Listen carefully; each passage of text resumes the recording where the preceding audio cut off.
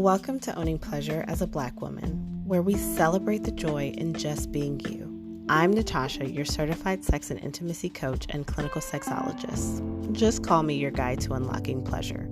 With years of experience in helping individuals embrace pleasure beyond sex, I'm here to empower you to rediscover the beauty of pleasure in every aspect of life. So settle in, relax, and get ready to savor the wisdom and insights we're about to drop.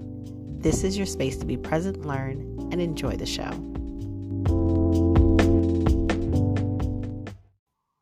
Hey, welcome to another episode of Owning Pleasure as a Black Woman. I am your host, Natasha, bringing you all things pleasure in and out of the bedroom. And today we're going to talk about something that I find every year is affecting me more and more. And I know that is affecting you because I have heard from people on my Facebook, on my TikTok, friends. We are all going through SAD, also known as Seasonal Affective Disorder. And I never realized how much it affects me until last year. I believe that whatever I was going through last year, I had a really, really tough year last year. And I think that the change of time and the weather really amped it up a bit, which really made me go ghost all the way and disappear at the end of last year. And I'm determined not to do that this year because I'm feeling really good.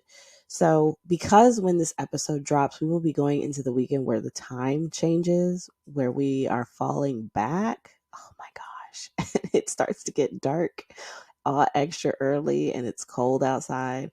I figured why not have this conversation about how to recognize if you are feeling the effects of SAD and what to do about it. Okay.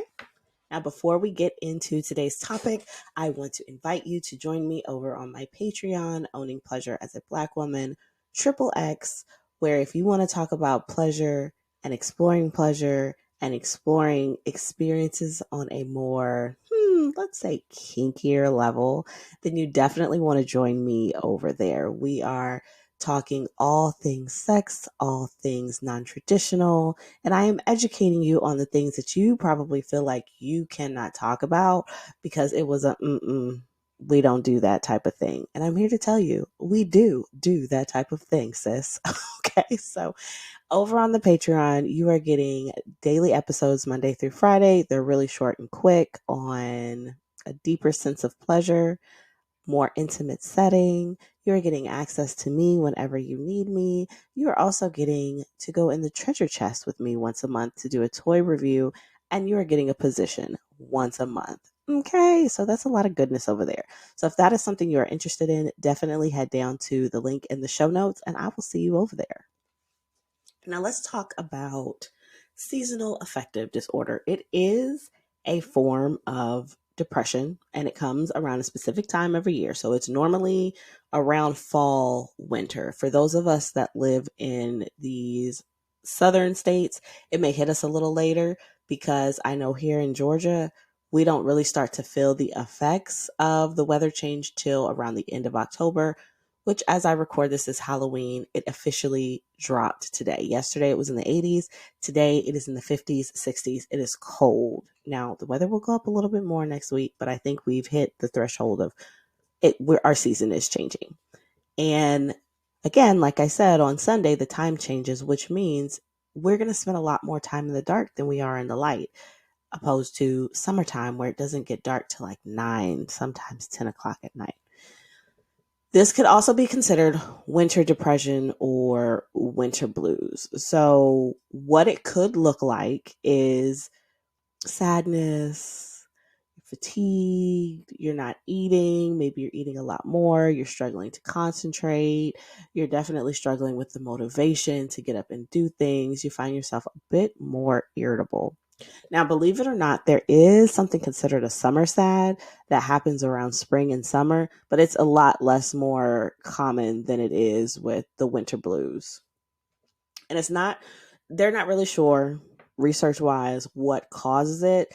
It just really comes down to daylight and our body's internal clock. When our exposure to natural light reduces, it throws our whole body, brain, all those things up, and we tend to want to sleep more. I know I do. Staying cool, not staying cool, but staying warm, heater, fireplace, heated blankets. That also just leads to sleep. You just want to sleep more. Now, this is something that I want you to take into consideration, okay?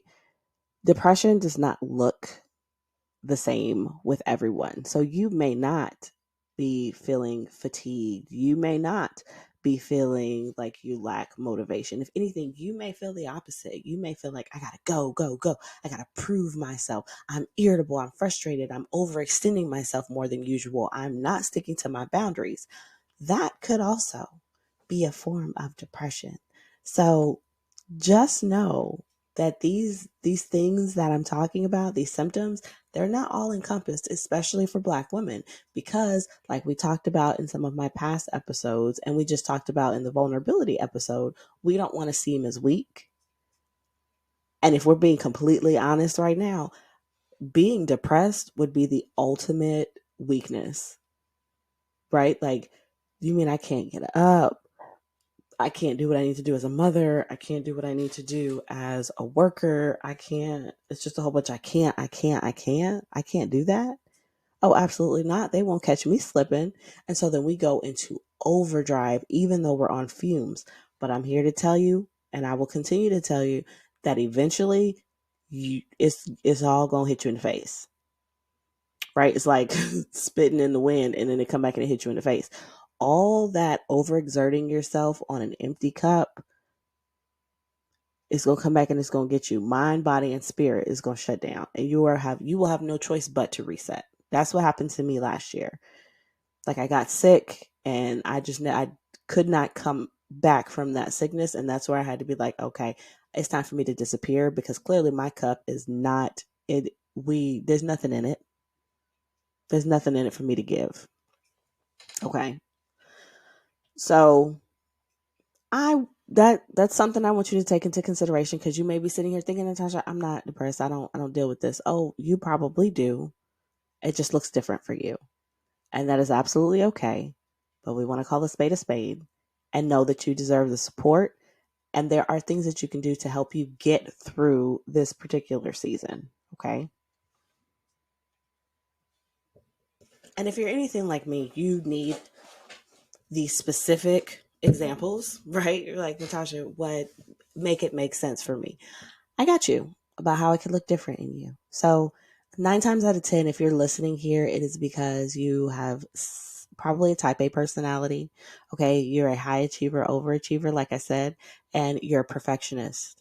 So those in itself, those qualities, as well as some of the external forces that are coming against you, think the microaggressions, think, systemic racism, think of how society views us and how we're supposed to show up, that just makes the weight that much heavier.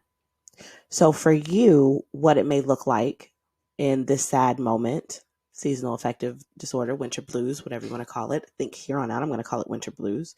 It could be masking or hiding your symptoms. Okay. So you're high achieving and you're really, really good at covering up the fact that you are struggling, and you will go to great lengths to appear put together and successful, even when you are breaking down inside. And this makes it a little hard for people to recognize that you need help and you need support. There's the overcompensation. So some of us as high achievers, we engage in this overcompensation by working really, really hard to distract us from the fact that we are not happy, we are struggling. And we're out here trying to prove our value and prove our worth, because we can't see it in ourselves, because it's hazy. Our brain is hazy. This is going to lead to burnout. And this is just going to magnify what you're already feeling inside. Another one is you're going to isolate yourself. You're going to go out there, you're going to kick butt, you're going to take names, and then you're going to go back into your little hole, away from everyone. You're not going to socialize with people. People going to ask you, hey, you want to? No, I'm not going.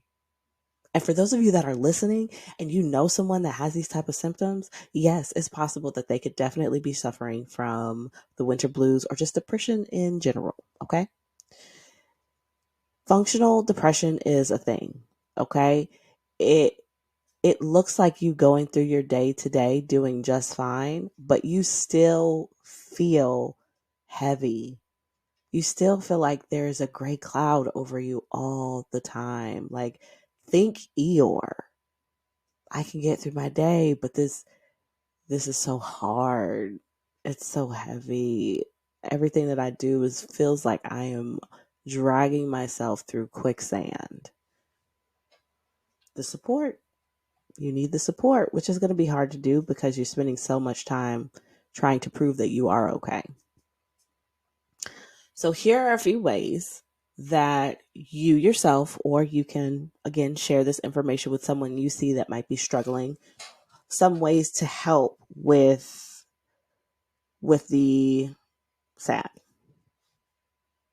So first there is light therapy. And I actually went on Amazon and they have these light boxes and they give off it's called like a bright full spectrum light that is similar to natural sunlight. And so using the light box for a couple, I don't know how long really, that I would have to research that a little bit more. And again, no matter what information I give you, yes, I'm a therapist. I am not your therapist. So make sure you do your own research. Okay. Now back to the light therapy. There are specific amounts of time throughout the day that you can use this light box in order to regulate your mood and help balance out any symptoms that you may be feeling from the winter blues. Do your research when you buy these light boxes, okay? Look at the reviews. Regular exercise. So get your body moving. Maybe you don't want to go outside because it's too cold or you got snow or things of that nature, but you can move your body in the house. So you can do yoga, you can dance. You want to release the endorphins that are going to lift your mood. I would suggest going outside as much as you can, especially when the sun is out.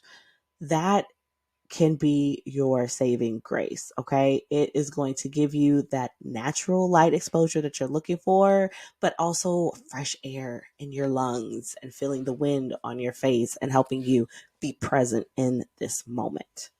3, maintain a healthy diet. It's really easy for us to get sucked into these comfort foods because they're warm and they're heavy and they just make us feel really cozy inside.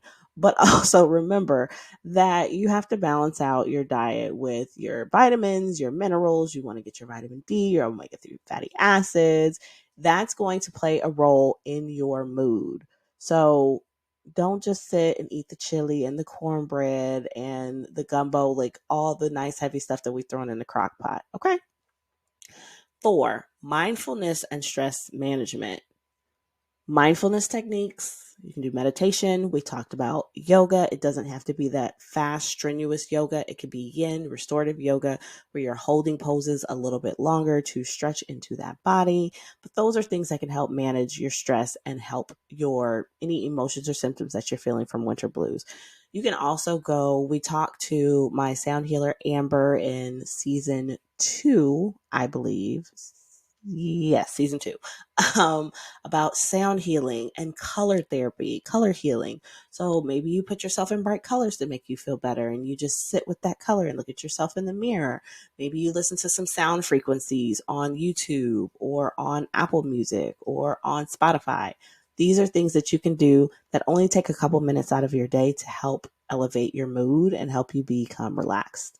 And last but never least, go talk to somebody. Go talk to somebody. If you feel like you genuinely cannot move through this threshold of winter blues and you are not able to function on a day-to-day basis, then you need to be seeking some type of professional assistance, some professional support, because it could be bigger than what you think it is. And also, maybe you just need a safe space of someone that does not know you to allow you to cry, to allow you to scream and holler and say all the things that are bothering you. It will also help you with coping strategies. Sometimes we just don't know what to do. We just don't know what the next step is. And there's nothing wrong with that. That is okay. And it's okay to ask for help. This is you tapping into your vulnerability so that you can grow and you can heal and you can function. Okay. Now, yes, these are by far not the only. Again, do your own research, okay? Put yourself in spaces where people love you and they want to be there for you. Do not isolate. It's very easy to do. Go outside, okay? Go outside, have a good time,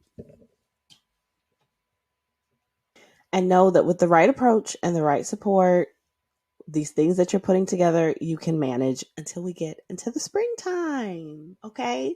So thank you for joining me for this episode. Again, the invitation is open to join me on my Patreon, Owning Pleasure as a Black Woman Triple X. The link is in the show notes.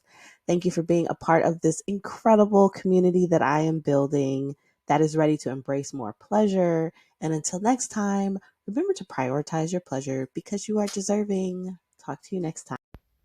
Thank you for joining us on this episode of Owning Pleasure as a Black Woman. And I hope today's conversation has inspired you to embrace pleasure in all aspects of your life. Remember, your voice matters in this journey. Share your thoughts and experiences by leaving a review and stay connected with our community by joining our email list. The link is in the show notes. Together, we're redefining what it means to savor life and celebrate the joy in just being you.